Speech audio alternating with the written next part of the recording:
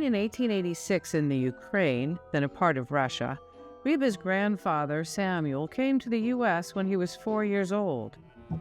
Sam and Annie had 6 children, including Reba's mother, Sylvia, and her identical twin, Goldie. They were a very close-knit family. I was born February 12th, grew up in Baltimore. I lived in my grandmother's house, and then around 5, we moved on the next block. I have a feeling my grandparents bought that house for my parents.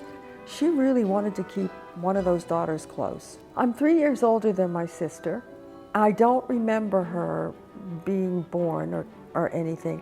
I must have been annoyed because I was the first grandchild with all these uncles and aunts, and obviously from what I've heard, I was very spoiled. I was always a good girl. I was raised to believe there were only 2 kinds of women, those they marry and those they don't. I went to a party at Johns Hopkins for New Year's at the ZBT fraternity house, Zeta Beta Tau. I was 16 years old, and I was the only girl at the party with green hair because they were putting sparkle hairspray on, and he pulled the wrong can. It was supposed to be gold, and it was too late to redo my hair. So were you there on a date? Of course. I was with a future doctor, Dr. Offit. Back up, Missy. I have your sweet 16 party, and you're wrapped up in somebody else's arms. That's right. This is how life is. He was my only boyfriend, and he didn't ask me out fast enough for New Year's Eve. So when Saul Offit called me and asked me to go with him to his Johns Hopkins party, I accepted. If I hadn't done that, I would have never met Donald. His fraternity brother from the University of Colorado lived in Baltimore, and he decided to go and spend the holidays in Baltimore. The next day, he was at my house and met my parents, and he said, "I like your daughter. In fact, I think I'm going to marry her." I saw him every single day he was there. He was good looking. He was funny. He was charming. And I really had a crush on him. But you know, at my age, it was very easy to have a crush. I met him January 1st, and I married him June 15th. I deserved white. I was so pure. I mean, my mother had me terrified that if anybody touched me, nobody would marry me. After the year was over and he graduated, and I said to my mother, and I said to Harry Zinn, I want a divorce. No kids. Harry Zinn was so cute. He said, "Darling, it's going to be different. You just wait and see. This is just college stuff." Fortunately for my sister and I, she stuck it out, but it was not to last. I was a little girl when I got married, and by him leaving me and the support, which I always had, I went from my parents' home to my husband's home, I would have never become the woman that I am today. And I'm very proud of where my life has taken me. And I have to admit, I owe it all to Donald. If he hadn't decided that he wanted to be single, I would have never had the courage to get a divorce. I don't think I would be who I am. When I was single looking for the next husband, it was scary. It was really scary. I was about 4 years old when we moved from the big house into the apartments. Home sweet home. Looking back, I can understand why my mom was scared. She went from the country club lifestyle to the wrong side of the tracks.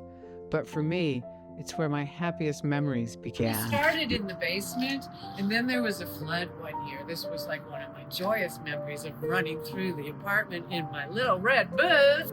My mom didn't make me feel bad about it. Like it was an adventure rather than something to be worried about.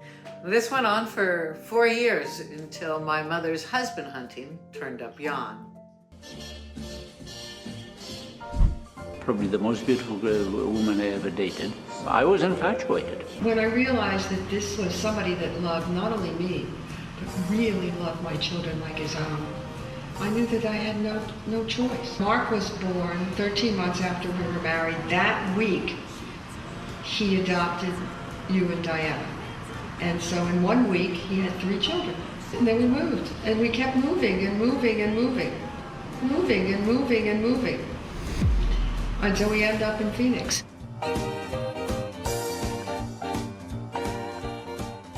I knew her as Marlene, so suddenly I had to start calling her Reba. She worked very, very hard in getting that first job on I guess at the time it was ABC station. Good Morning Arizona. I was finally in the big time, 5 days a week following Good Morning America with my co-host, who earned 3.5 times more than me. And when I asked management, they said, you have a husband supporting you. He has to take care of his wife and children. Obviously, money wasn't her motivator.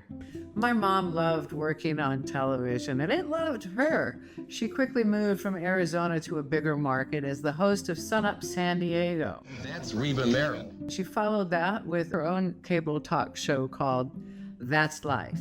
It was an edgy talk show, kind of Oprah before Oprah. It won her both an Emmy and a pink slip. Determined to keep working, my mom moved up to Los Angeles and had a meeting with an executive, a president of a division at a major studio, who told her all about electronic publicity and how they were utilizing it. He then looked her up and down and said, you look like you came out of central casting and you can have as much work as you want. You just need to, you can fill in the blank. Instead, she took that information that he gave her and started her own company, Reba Merrill Associates. That's when I started working for her. I don't believe this. We were working for New World Pictures at the time and Bill Shields. I was head of marketing and distribution at New World Pictures. He had hired another company and he hated what they gave him.